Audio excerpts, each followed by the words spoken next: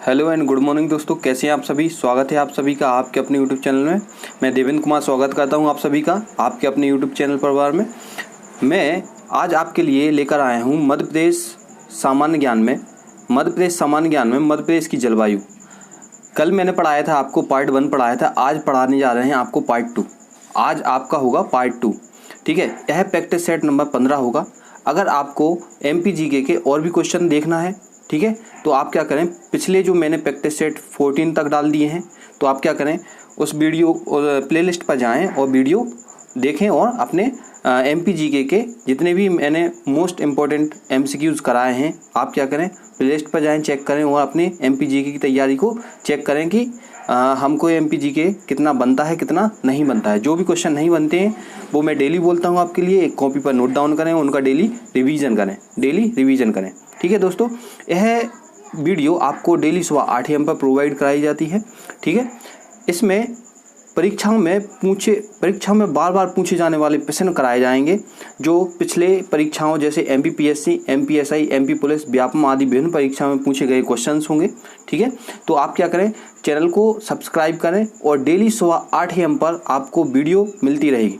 Daily सुबह 8 AM पर क्या होगी, आपको वीडियो मिलती रहेगी। इसलिए क्या करें, आप चैनल को सब्सक्राइब करें और बेल आइकन प्रेस करें, जिससे कि आपको डेली नोटिफिकेशन मिलेगा और आप वीडियो देख सकेंगे। और दोस्तों, इसी के साथ में अगर आपको वीडियो अच्छी लगेगी तो क्या करें, वीडियो को लाइक करें और दोस्तों के साथ में शेयर करें। चलिए दोस्तों, बढ़ते हैं एक मोटिवेशनल कोट्स के साथ में बढ़ेंगे। इसमें मैदान में हारा हुआ इंसान फिर से जीत सकता है। मैदान में हारा हुआ इंसान फिर से जीत सकता है, लेकिन मन से हारा हुआ इंसान कभी नहीं जीत सकता। दोस्तों, आपको इतनी लाइन से आपको समझ में आ गया होगा कि मैदान में हारा हुआ इंसान फिर से जीत सकता है, लेकिन मन से हारा हुआ इंसान कभी नहीं जीत सकता। तो दोस्तों, क्या करना है, आपको डिमोटिवेट नहीं होना है, ठीक है। आप ही एग्ज़ाम को क्वालिफाई करेंगे। बस अपनी मेहनत को इम्प्रूव करते रहें, बूस्ट करते रहें। आप अपनी एग्ज़ाम की तैयारी लगातार करते रहें। आप हमसे जुड़ें, ठीक है। आपको डेली सुबह 8 AM पे क्या होगी, आपको MPGK की क्लास प्रोवाइड कराई जाएगी। आप कमेंट में अपनी राय लिखें कि आपको और किस टाइप की वीडियो चाहिए, ठीक है। तो उस हिसाब से आपको वीडियो प्रोवाइड कराते रहेंगे, ठीक है दोस्तों। तो आप क्या करें, डिमोटिवेट ना हो, मोटिवेट बने रहें, ठीक है, और अपनी तैयारी को चेक करते रहें। चलिए देखते हैं, पहला क्वेश्चन हो जाएगा, मध्य प्रदेश में किस प्रकार की जलवायु पाई जाती है। मध्य प्रदेश में किस प्रकार की जलवायु पाई जाती है। मध्य प्रदेश में किस प्रकार की जलवायु पाई जाती है। तो ऑप्शन नंबर ए हो जाएगा शुष्क जलवायु, ऑप्शन नंबर ए हो जाएगा शुष्क जलवायु, ऑप्शन नंबर बी हो जाएगा गर्म और शुष्क जलवायु, ऑप्शन नंबर सी हो जाएगा उष्णकटिबंधीय जलवायु, ऑप्शन नंबर डी हो जाएगा ठंडी जलवायु। तो इसका राइट आंसर क्या हो जाएगा दोस्तों, इसका राइट आंसर हो जाएगा उष्णकटिबंधीय जलवायु। मध्य प्रदेश में किस प्रकार की जलवायु पाई जाती है, उष्णकटिबंधीय जलवायु पाई जाती है, ठीक है दोस्तों, उष्णकटिबंधीय जलवायु पाई जाती है। तो दोस्तों, अब इसमें अपन थोड़ा डिटेल देखेंगे। अब अभी अपना क्या है, क्वेश्चन आया है जलवायु के बारे में, तो अपन क्या करेंगे, जलवायु के बारे में डिटेल क्वेश्चन देखेंगे। ये है अपना प्यारा सा मध्य प्रदेश। इसमें आप देखेंगे मध्य प्रदेश के जो नॉर्थ साइड में है, आपको मैं हर बार बताता हूँ, ईस्ट, वेस्ट, नॉर्थ और साउथ। इस साइड ऊपर हो जाएगा नॉर्थ और नीचे हो जाएगा साउथ। ये मैं आपको हर क्लास में हर वीडियो में बताता हूँ, ईस्ट, वेस्ट, नॉर्थ और साउथ। मध्य प्रदेश का आप जब भी मैप देखें तो आप क्या करें, ऐसे ही ईस्ट, वेस्ट, नॉर्थ, साउथ टिक करें और देखें कि हाँ, ऐसे ही आपको मैप देखना आना चाहिए कि ऐसे ही हम मैप देखते हैं, ठीक है। तो इसमें उत्तर की तरफ है, तो उत्तर को क्या बोलेंगे, उत्तर का मैदान। इसको क्या बोलेंगे, उत्तरी क्षेत्र को उत्तर का मैदान कहते हैं, ठीक है। उत्तरी क्षेत्र को क्या कहते हैं, उत्तर का मैदान। महाद्वीपीय जलवायु अधिक गर्मी, यहाँ पे क्या होती है, अधिक गर्मी होती है। महाद्वीपीय जलवायु पाई जाती है उत्तरी क्षेत्र में, अधिक गर्मी भी पड़ती है और अधिक ठंडी भी पड़ती है। तो इसका आधा क्षेत्र आता है राजस्थान साइड, ठीक है। ये अपना राजस्थान साइड ले लो, आधा क्षेत्र हो जाएगा यूपी साइड हो जाएगा, ठीक है, आधा क्षेत्र हो जाएगा यूपी साइड। तो यहाँ का थोड़ा सा क्षेत्र यूपी का ले लेंगे, यहाँ का थोड़ा सा क्षेत्र राजस्थान का ले लेंगे, तो ये हो जाएगा उत्तर का मैदान महाद्वीपीय जलवायु पाई जाती है। उत्तर के मैदान में मालवा का पठार देखेंगे। दूसरा, मालवा के पठार में सम जलवायु पाई जाती है। यहाँ पे कौन सी जलवायु होती है? सम जलवायु, ना अधिक गर्मी होती है ना अधिक ठंडी, मतलब यहाँ की जलवायु बहुत अच्छी है। यहाँ मालवा के क्षेत्र में ही क्या है, इंदौर बसा हुआ है। तो इंदौर क्या है, अपने मध्य प्रदेश का सबसे स्वच्छ सिटी है, सबसे अच्छी सिटी है, ठीक है, वहाँ रहने योग्य सिटी है, कम प्रदूषण होता है इंदौर में, ठीक है। आगे देखेंगे ईस्ट की तरफ में विंध्य की पहाड़ी है, विंध्य पहाड़ी क्षेत्र, ठीक है। यहाँ पर क्या होता है, सम जलवायु है यहाँ की, ना अधिक गर्मी होती है और ना अधिक ठंड होती है यहाँ पे। अगला देखेंगे नर्मदा घाटी क्षेत्र, एक पाया जाता है नर्मदा घाटी क्षेत्र। यहाँ पे अधिक गर्मी होती है, अधिक गर्मी पड़ती है और ना सामान्य ठंड होती है, ना ही सामान्य यहाँ पे ठंड होती है, ठीक। नीचे देखेंगे ये अपना पूरा विंध्य प्रदेश आ जाएगा, विंध्य की पहाड़ी, विंध्य पहाड़ी क्षेत्र आ जाएगा पूरा, ठीक है। यहाँ पे तो ये हो गया अपना यहाँ पे। अब मध्य प्रदेश के आपको चारों तरफ आना चाहिए कि नॉर्थ में क्या है, उत्तर है, नॉर्थ वेस्ट में क्या हो जाएगा, ये अपना राजस्थान, वेस्ट में गुजरात, साउथ में महाराष्ट्र और ईस्ट में, ठीक है, साउथ ईस्ट में क्या हो जाएगा, छत्तीसगढ़ हो जाएगा, ठीक। ये आपको देखना आना चाहिए। चलिए आगे देखेंगे, इसमें जलवायु में देखेंगे जलवायु क्या है, ठीक। जलवायु किसी स्थान विशेष की मौसम संबंधी समस्त दशाओं की दीर्घकालिक औसत को क्या कहते हैं, जलवायु कहते हैं। आपसे पूछ लिया जाएगा किसी स्थान विशेष की मौसम संबंधी समस्त दशा की वहाँ की जलवायु दशा कैसी है, तो उसी को हम क्या कहते हैं, जलवायु कहते हैं। जलवायु को विभिन्न वातावरणीय कारकों जैसे अक्षांशीय अवस्थी, ठीक है, समुद्र तल से ऊंचाई, धरातलीय उच्चावच, ये इंपॉर्टेंट पॉइंट है, उच्चावच, धरातलीय उच्चावच। धरातलीय उच्चावच क्या होता है, मतलब ये हम ये होता है, जैसे पहाड़ी क्षेत्र है तो यहाँ की जलवायु अलग होगी और यहाँ की जलवायु अलग होगी, ठीक है। जहाँ पे पहाड़ी क्षेत्र होगा वहाँ ऊपरी जलवायु अलग होती है और नीचे की जलवायु अलग होती है। तो धरातलीय उच्चावच के कारण भी इसकी वातावरणीय स्थिति बदलती है। सौर विकिरण के कारण, जल एवं स्थल का वितरण, वर्षा की मात्रा, सागर तट से दूरी के कारण भी जलवायु में परिवर्तन होते हैं, ठीक है। किसी क्षेत्र विशेष की जलवायु वहाँ निवास करने वाली जनसंख्या की आर्थिक, सामाजिक और सांस्कृतिक गतिविधियों का निर्धारण करती है। अगर वहाँ की जलवायु अच्छी होगी तो वहाँ की जनसंख्या की आर्थिक स्थिति अच्छी होगी, ठीक है, सामाजिक स्थिति और सांस्कृतिक गतिविधियाँ भी अच्छी होंगी वहाँ की, ठीक। तो यह है अपना जलवायु। अब थोड़ा देख लेंगे जलवायु के बाद मानसून देखेंगे, मानसून क्या है, ठीक है। जलवायु तो देख ली कि मध्य प्रदेश में जलवायु कैसी है, उष्णकटिबंधीय है। तो मानसून में देखेंगे, मानसून पवनों के प्रवाहित होने की एक व्यवस्था है। मानसून क्या है, पवनों के प्रवाहित होने की एक व्यवस्था है जो दक्षिण व दक्षिण पूर्व एशिया में पाई जाती है। मानसून क्या है, पवनों के पवनें जब प्रवाहित होती हैं तो उसी को हम क्या कहते हैं, मानसून कहते हैं। ये मानसूनी पवनें इस क्षेत्र की जलवायुविक दशाओं को प्रभावित करती हैं। मानसून पवनें क्या करती हैं, इस क्षेत्र की जलवायुविक दशाओं को प्रभावित करती हैं। भारत की जलवायु में अनेक प्रादेशिक भिन्नताएं पाई जाती हैं, जैसे पवनों का प्रतिरूप, वर्षा, तापमान, ऋतु परिवर्तन, आर्द्रता, शुष्कता की मात्रा में अंतर आदि। ये क्या है, अपना मानसून है, ठीक है। प्रादेशिक विभिन्नताएं जैसे पवनों का प्रतिरूप बदलना, वर्षा होना, तापमान चेंज होना, ऋतु का परिवर्तन होना, तो ये क्या है, मानसून पर निर्भर करता है। मानसून शब्द की उत्पत्ति अब देख लें थोड़ा सा। मानसून शब्द की उत्पत्ति कहाँ से हुई, अरबी भाषा के मौसम किस शब्द से हुई, मौसम शब्द से हुई, जिसका अर्थ होता है मौसम या ऋतु।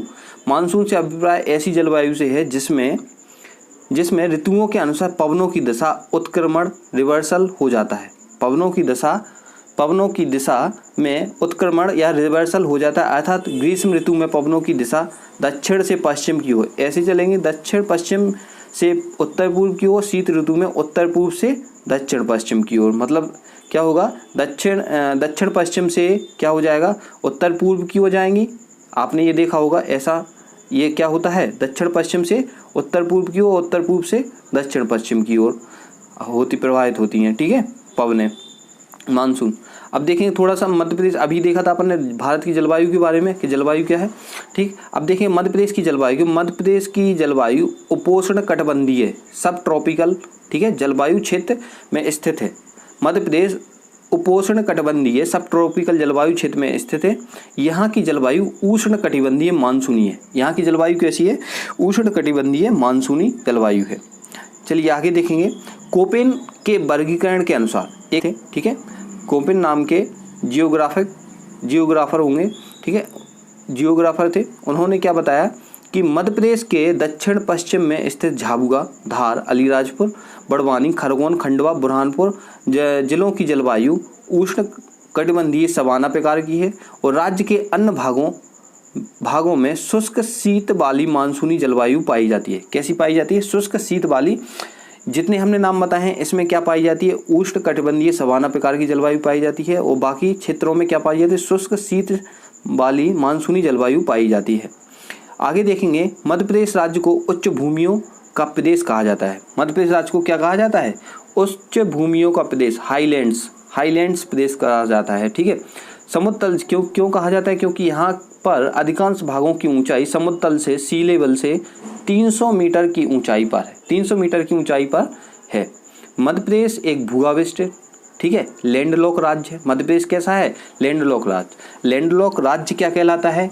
लैंडलॉक राज्य क्या कहलाता है? जहाँ जिस राज्य की सीमा किसी भी समुद्र तल को स्पर्श नहीं करती है। क्या कहलाता है लैंडलॉक राज्य? जिस राज्य की सीमा किसी भी समुद्र तल को या समुद्री सीमा को स्पर्श नहीं करती है वह क्या कहलाता है? भू आविष्टित राज्य या लैंडलॉक राज्य कहलाता है। ऐसी लैंडलॉक कंट्रीज होती हैं। ठीक है।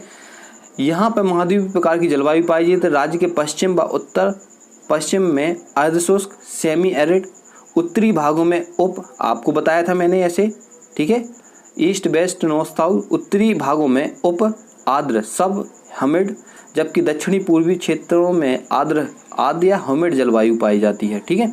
आगे देखेंगे। अच्छा, आपको बताया था ना कि उच्चावच क्या होता है। उच्चावच के लक्षण देख लो थोड़ा सा। उच्चावच के लक्षण कैसे होते हैं? ये अपनी उच्चावच भूमि है। हमने बताया था ना कि अपना कोई पठार होगा, इस टाइप का बना होगा, तो इसको क्या बोलेंगे? यहाँ की जलवायु अलग होगी, यहाँ की जलवायु अलग। आपने देखा होगा कि यहाँ से मानसून बना, ठीक है, तो यहाँ पर बारिश कम हुई, यहाँ पर बारिश कम हुई, लेकिन बारिश यहाँ पर क्या हुई? ज़्यादा हुई। यहाँ पर बारिश ज़्यादा हुई। ठीक है। यहाँ पर जलवायु क्या हुई? यहाँ पे बारिश क्या हुई? ज़्यादा हुई। तो ये क्या है? उच्चावच भूमि। ठीक है। इसी को अपन कहते हैं उच्चावच भूमि। देख लिया दोस्तों। ठीक है। ये अपना मॉइस्चर एयर क्या होती है? जब यह जाती है तो क्या होती है? पहाड़ों से टकराती है। ये जब ये बादल पहाड़ों से टकराते हैं तो क्या होते हैं? एक जगह रुक जाते हैं। एक जगह रुकने के कारण यहाँ से यहाँ तक क्या होती है? बारिश होती है। ठीक है। चलिए आगे देखेंगे।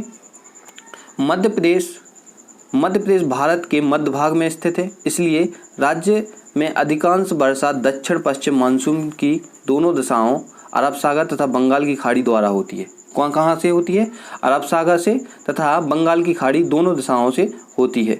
राज्य के उत्तर पश्चिम भागों में शीत ऋतु में लगभग 5 से 10 सेंटीमीटर वर्षा पश्चिमी विक्षोभ या शीतोष्ण कटिबंधीय चक्रवात से होती है। यह वर्षा रबी की फसल के लिए लाभकारी होती है, इसलिए वर्षा को इन क्षेत्रों में मावट।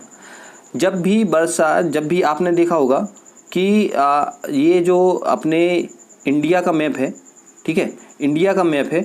अब इंडिया के मैप में आपने देखा होगा कि यहाँ से पश्चिमी विक्षोभ से जो भी बारिश होती है तो इसको क्या कहते हैं? मावट कहते हैं। पश्चिमी विक्षोभ की हवाओं से जब भी बारिश होती है तो इसे क्या कहते हैं? मावट कहते हैं। ठीक है। भारत की जलवायु को प्रभावित करने वाले सभी कारकों का प्रभाव मध्य प्रदेश की जलवायु पर भी पड़ता है। भारत की जलवायु को प्रभावित करने वाले सभी कारकों का प्रभाव मध्य प्रदेश की जलवायु पर भी पड़ेगा, ऑब्वियसली पड़ेगा। ठीक है। तो क्या होगा? राज्य की जलवायु को प्रभावित करने वाले निम्न कारक हैं। कौन कौन से कारक हो सकते हैं कि जलवायु को प्रभावित कर सकते हैं? बंगाल की खाड़ी से निकटता कि मतलब ये बंगाल की खाड़ी के निकट होना चाहिए तब भी प्रभावित होंगे। उत्तर में हिमालय की उपस्थिति के कारण भी प्रभावित होता है जलवायु। दक्षिण में पठार एवं पहाड़ियाँ, इसके कारण भी प्रभावित होती हैं। धरातलीय उच्चावच, काल वैशाखी, ग्रीष्मकालीन तूफान, दक्षिण पश्चिम मानसून की क्रियाशीलता, भौगोलिक स्थिति एवं अक्षांशीय विस्तार, समुद्र से दूरी, ये सभी क्या है? कारक हैं जो मध्य प्रदेश की जलवायु को प्रभावित करते हैं। ठीक है। मध्य प्रदेश में सामान्य औसतन वर्षा 113.2 सेंटीमीटर होती है। आप याद रखना, बहुत इंपॉर्टेंट क्वेश्चन है। मध्य प्रदेश में औसतन वर्षा कितनी होती है? सामान्य औसतन वर्षा होती है 113.2 सेंटीमीटर होती है। वर्ष 2016-17 में वास्तविक वर्षा 102.64 सेंटीमीटर दर्ज की गई थी। ठीक है। अगला क्वेश्चन देखेंगे। ये हो गया अपना। अगला क्वेश्चन होगा, मध्य प्रदेश में सर्वाधिक दैनिक तापांतर 43.1 डिग्री सेंटीग्रेड से 28.6 डिग्री सेंटीग्रेड कहाँ दर्ज किया गया है, कहाँ दर्ज किया गया है? तो इसका राइट आंसर क्या हो जाएगा दोस्तों? राइट आंसर हो जाएगा ग्वालियर में। ग्वालियर में दैनिक तापांतर क्या होता है? 43 डिग्री से 28 डिग्री तक दर्ज किया गया है। ठीक है, अगला क्वेश्चन देखेंगे। वर्ष 1995 में अधिकतम तापमान 48.9 डिग्री सेंटीग्रेड किस जिले में दर्ज किया गया है? किस जिले में दर्ज किया गया है? तो इसका राइट आंसर क्या हो जाएगा दोस्तों? इसका राइट आंसर हो जाएगा गंज बसोदा। गंज बसोदा में 48.9 डिग्री सेंटीग्रेड कब तापमान नोट किया गया था, दर्ज किया गया था? सन 1995 में किया गया था। अब गंज बसोदा में दर्ज किया गया, तो थोड़ा सा उसके बारे में जान लेते हैं। मध्य प्रदेश राज्य का सबसे गर्म स्थान कौन सा है? भिंड है। मध्य प्रदेश राज्य का सबसे गर्म स्थान कौन सा है? भिंड है। ठीक है, जो औसत रूप से सर्वाधिक गर्म जिला है, जो औसत रूप से सर्वाधिक गर्म जिला है। अगला पॉइंट हो जाएगा, वर्ष 1995 में गंज बसोदा विदिशा जिला का तापमान 48.9 डिग्री सेंटीग्रेड दर्ज किया गया था, जो अब तक मध्य प्रदेश का सबसे अधिक तापमान वाला स्थान है। ठीक है, मई माह में मध्य प्रदेश के उत्तरी भागों में शुष्क व गर्म पछुआ पवनें चलती हैं, जिन्हें हम क्या कहते हैं? लू कहते हैं। जिन्हें हम क्या कहते हैं? लू कहते हैं। मानसून के आगमन से पूर्व बंगाल की खाड़ी में स्थानीय विक्षोभ लोकल डिस्टर्बेंस के कारण मई माह में विनाशकारी चक्रवात विकसित हो जाते हैं। इन चक्रवातों को प्रभाव तटीय क्षेत्रों कोस्टल रीजन में अधिक होता है, परंतु धरातलीय भाग के अंदर की ओर बढ़ने के साथ ही इनकी तीव्रता और प्रभाव में भी कमी आती है। ठीक है, क्या है दोस्तों? तटीय क्षेत्रों में चक्रवातों का प्रभाव क्या होता है? अधिक होता है। आपने देखा होगा कि अभी ताउते, ठीक है, ताउते तूफान आया है, ताउते साइक्लोन आया है, ताउते नाम है उसका। ठीक है, साइक्लोन आया है, तो क्या कर रहा है? ये सभी को कोस्टल रीजन्स को प्रभावित कर रहा है सबसे ज़्यादा। कहाँ? कोस्टल रीजन को। अगला क्वेश्चन देखेंगे। मध्य प्रदेश वर्ष 2013 में राज्य में ऋतु वेधशाला किस स्थान पर स्थापित की? वर्ष 2013 में राज्य में ऋतु वेधशाला किस स्थान पर स्थापित की गई? तो इसका राइट आंसर हो जाएगा दोस्तों, इसका राइट आंसर क्या हो जाएगा दोस्तों? बताइएगा। इसका राइट आंसर हो जाएगा इंदौर में। वर्ष 2013 में ऋतु वेधशाला किस स्थान पर स्थापित की गई? इंदौर में की गई। इंदौर में ऋतु वेधशाला स्थापित की गई। आगे देखेंगे, ऋतु वेधशाला के बारे में देखेंगे थोड़ा सा। मध्य प्रदेश में ग्रीष्म ऋतु को यूनाला, आपसे पूछ लिया जाएगा, मध्य प्रदेश में ग्रीष्म ऋतु को क्या कहते हैं? यूनाला कहते हैं। वर्षा ऋतु को चौमासा कहते हैं और शीत ऋतु को सियाला कहते हैं। आपके पास 3 ऋतुएं होती हैं, ग्रीष्म ऋतु, वर्षा ऋतु और शीत ऋतु। ग्रीष्म को कहते हैं यूनाला, और वर्षा को कहते हैं चौमासा, और शीत को कहते हैं सियाला। राज्य में भारत मौसम विभाग, ठीक है, IMD एकमात्र कार्यालय इंदौर में स्थित है। एकमात्र कार्यालय कहाँ स्थित है? इंदौर में स्थित है। आगे देखेंगे, वर्ष 2013 में उज्जैन में डोंगला में मध्य प्रदेश की पहली अत्याधुनिक वेधशाला का निर्माण किया गया, जिसका नामकरण खगोल शास्त्री आचार्य वराहमिहिर के नाम पर किया गया। आगे देखेंगे, मध्य प्रदेश में ग्रीष्म ऋतु को अन्य किस नाम से जाना जाता है? मध्य प्रदेश में ग्रीष्म ऋतु को अन्य किस नाम से जाना जाता है? अभी आपको बताया था, अगर आपको याद हो तो आप बताएं। मध्य प्रदेश में ग्रीष्म ऋतु को किस नाम से जाना जाता है? मध्य प्रदेश में ग्रीष्म ऋतु को किस नाम से जाना जाता है? तो ये मैंने अभी बताया था। देखो, ये है क्वेश्चन अपना। मध्य प्रदेश में ग्रीष्म ऋतु को यूनाला के नाम से जाना जाता है। ठीक है, वर्षा को चौमासा और शीत को सियाला। शीत को साथ से याद रखना सियाला, ग्रीष्म को यूनाला, और मावट को क्या कहते हैं? पश्चिमी विक्षोभ से जब जो हवाएं चलती हैं उसे कहते हैं मावट। ठीक है, ग्रीष्म को यूनाला, वर्षा ऋतु को चौमासा और शीत ऋतु को सियाला कहते हैं। ठीक है, याद रखना आप सभी। आगे देखेंगे, अब जलवायु के बारे में आया है तो आगे देखेंगे इसमें थोड़ा सा। तापमान, वर्षा, वायुदाब के आधार पर मध्य प्रदेश की जलवायु को 3 ऋतुओं में बांटा गया है। किस किस ऋतु में बांटा गया है? मध्य प्रदेश की जलवायु को वर्गीकरण के आधार पर 3 ऋतुओं में।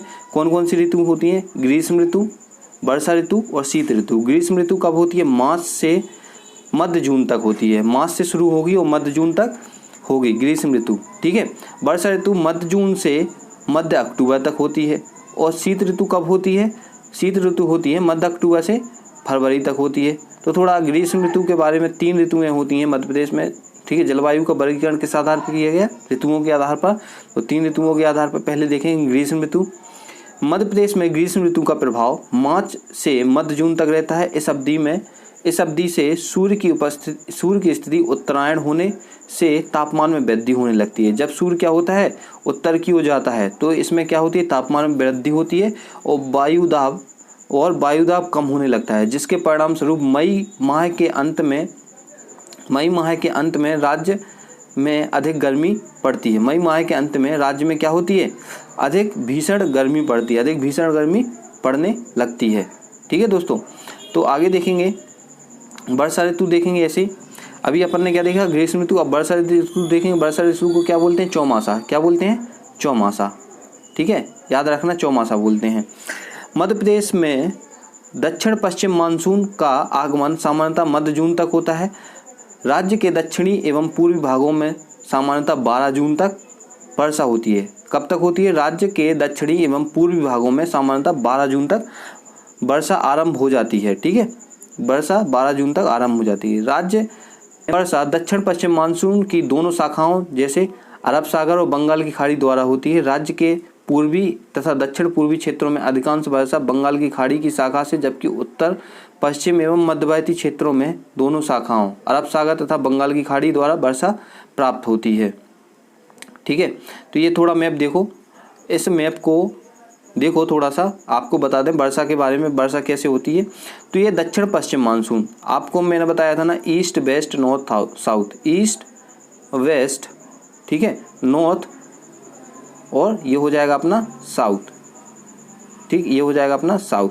तो आपको बताया था दक्षिण पश्चिम, south west monsoon. South west monsoon से वर्षा होती है। तो कहाँ से? मध्य प्रदेश के दक्षिण और पूर्वी क्षेत्र से। ये अपना प्यारा सा मध्य प्रदेश होगा। मध्य प्रदेश के दक्षिण पूर्वी क्षेत्र से क्या होती है? दक्षिण पश्चिमी मानसून से बारिश होती है। दक्षिण पूर्वी क्षेत्र में, मध्य प्रदेश के दक्षिण पूर्वी क्षेत्र में मध्य प्रदेश किस मानसून से बारिश होती है? दक्षिण पश्चिम मानसून से बारिश होती है। जब मानसून लौटता है तो उत्तर पूर्वी, यह है उत्तर और पूर्वी, उत्तर पूर्वी से उत्तर पूर्वी से कहाँ होती है बारिश?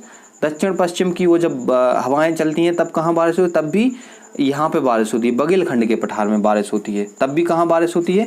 बघेलखंड के पठार में बारिश होती है, यहाँ पर। ठीक है, यहाँ पर जब बारिश होती है तो यहाँ पर सब सर्वाधिक क्या होती है? बारिश होती है, यहाँ पर सर्वाधिक बारिश होती है। ठीक, ये अपनी हवाएं हैं। अब आपसे हमने बोला था पश्चिमी विक्षोभ के कारण यहाँ से जब हवाएं यहाँ से चलती हैं तो पश्चिमी विक्षोभ के कारण भी क्या होती है? बारिश होती है। ठीक है दोस्तों, चलिए आगे देखेंगे।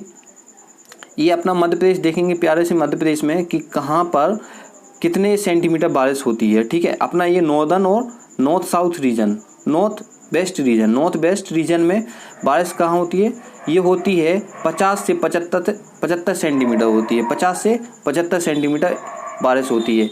आपसे पूछ लिया जाएगा कि आप बताइए ये अपना मध्य भारत में कितने सेंटीमीटर बारिश होती है? 75 से 125 सेंटीमीटर होती है। आपसे बोला जाएगा कि आपके विंध्य प्रदेश में, विंध्य पहाड़ी में कितनी बारिश होती है? तो 125 से 150 सेंटीमीटर बारिश होती है। आपसे पूछ लिया जाएगा कि विंध्य प्रदेश के यहाँ पे नर्मदा सोन घाटी है, यहाँ पे सबसे अधिक बारिश होती है। ठीक है, तो यहाँ पे कितनी होती है? 150 सेंटीमीटर से अधिक बारिश होती है। इसलिए क्या होती है?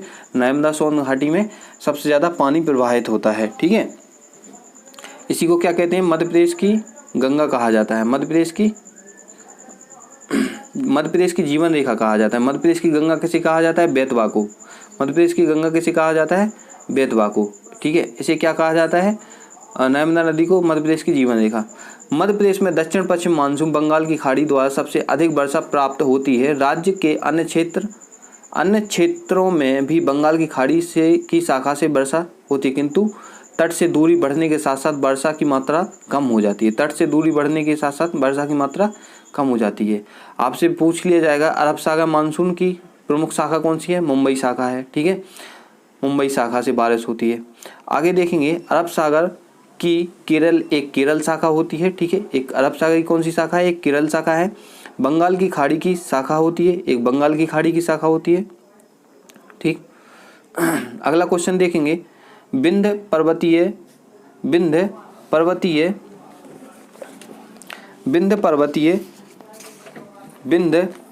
क्षेत्र में औसत वार्षिक वर्षा होती है। विंध्य पर्वतीय क्षेत्र में औसत वार्षिक वर्षा कितनी होती है? विंध्य पर्वतीय क्षेत्र में औसत वार्षिक वर्षा कितनी होती है?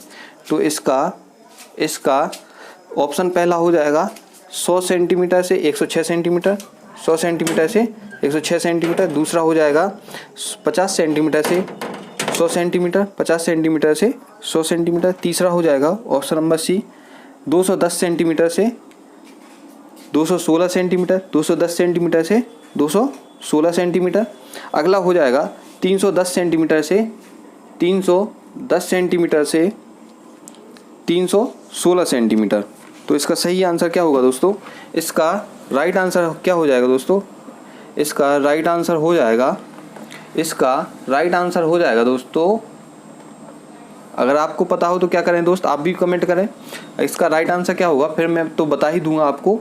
इसका सही आंसर हो जाएगा ऑप्शन नंबर बी 50 से 100 सेंटीमीटर, 50 से 100 सेंटीमीटर।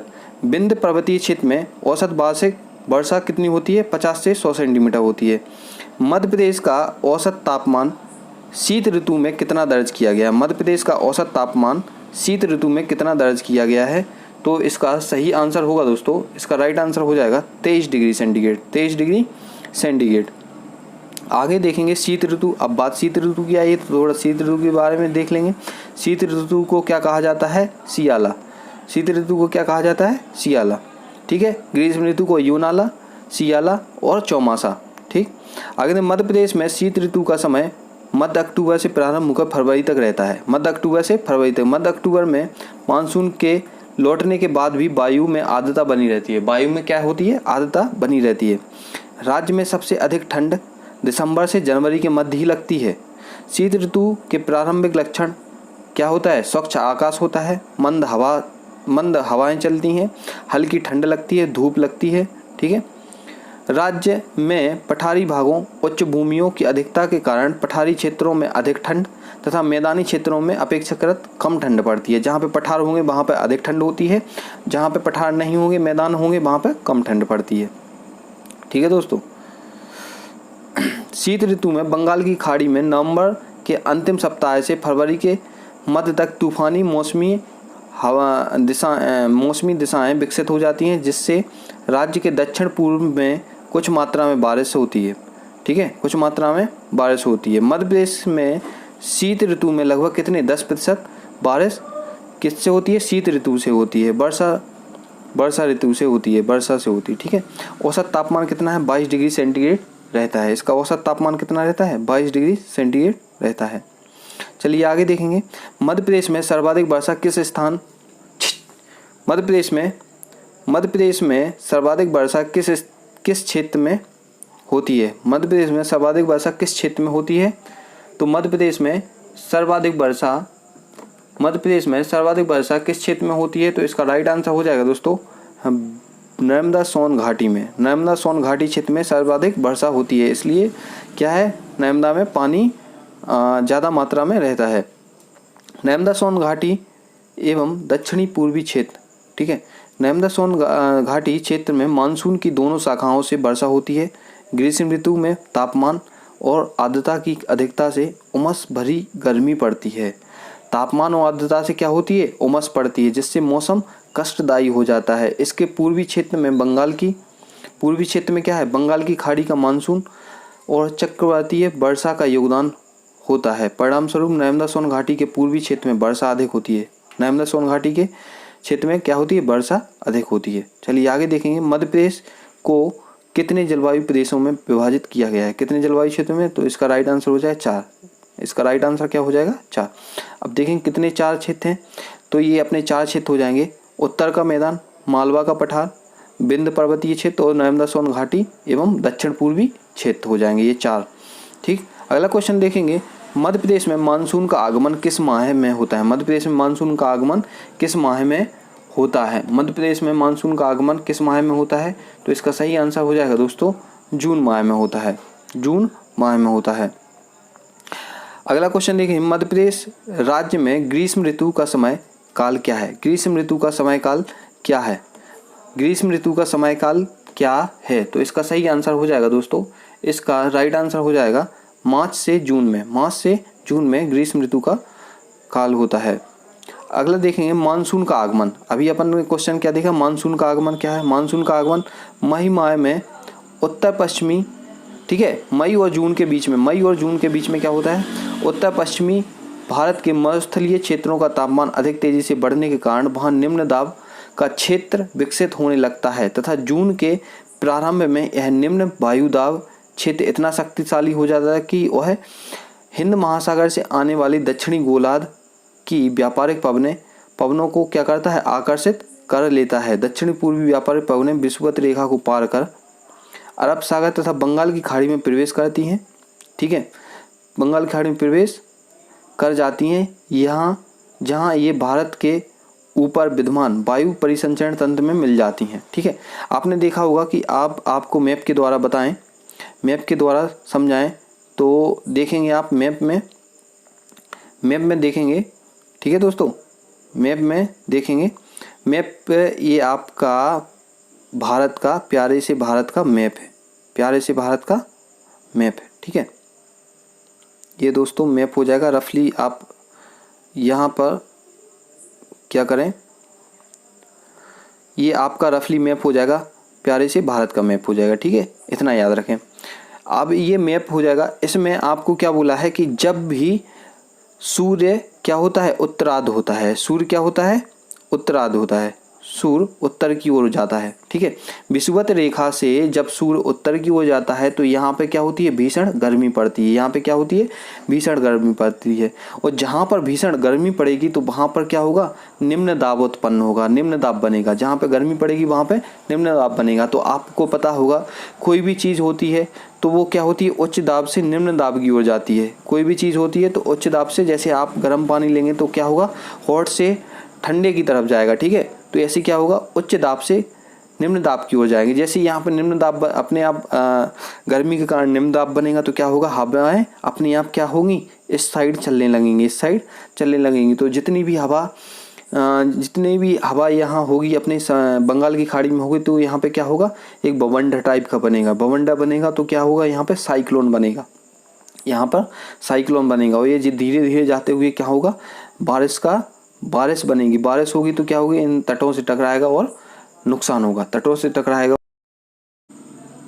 दोस्तों आगे देखेंगे, इसमें आगे हो जाएगा थोड़ा, ये आपको व्यापारिक पवनें बता दी हैं, इसमें थोड़ा देखेंगे, भूमध्य रेखीय गर्म समुद्री धाराओं के ऊपर से प्रवाहित होने के कारण पवनें क्या होती हैं, पर्याप्त मात्रा में आर्द्रता लाती हैं, क्या लाती हैं, पर्याप्त मात्रा में आर्द्रता लाती हैं। भूमध्य रेखा को पार करने के पश्चात इनकी दिशा दक्षिण पश्चिम हो जाती है, इनकी दिशा क्या हो जाती है, ऐसे घूमते हुए ऐसे जाती हैं, ठीक है, दक्षिण पश्चिम हो जाती है। इसी कारण ये अपना प्यारा भारत है, ठीक है, ऐसे इस कारण क्या होता है, यहाँ से घूमते हुए जाती हैं, इसी कारण इन्हें दक्षिण पश्चिम मानसून कहते हैं, दक्षिण पश्चिम मानसून कहते हैं, ठीक। तो दोस्तों ये थी आपकी अपनी वीडियो। दोस्तों वीडियो कैसी लगी, अगर आपको डिटेल जानकारी पसंद आई हो, ठीक है, डिटेल जानकारी आपको पसंद आई हो तो क्या करें, आप चैनल को सब्सक्राइब करें, और अगर आपको ऐसे ही वीडियो चाहिए हो तो आप क्या करें, दोस्तों के साथ में शेयर करें, जिससे कि हमारा भी हम भी मोटिवेट होते रहें, ठीक है दोस्तों। और वीडियो को लाइक करें, चैनल को सब्सक्राइब करें, ठीक दोस्तों, चैनल को थैंक्स फॉर वॉचिंग आपके लिए, ठीक है दोस्तों, चैनल को सब्सक्राइब करें और बेल आइकन प्रेस करें, जिससे कि आपको डेली सुबह 8 AM पर एक नोटिफिकेशन मिलता रहेगा, ठीक है। वीडियो को लाइक करें, शेयर करें, कमेंट ज़रूर करें, और बताएं आप अपनी राय ज़रूर दें कि आपको वीडियो कैसी लगी, ठीक है दोस्तों।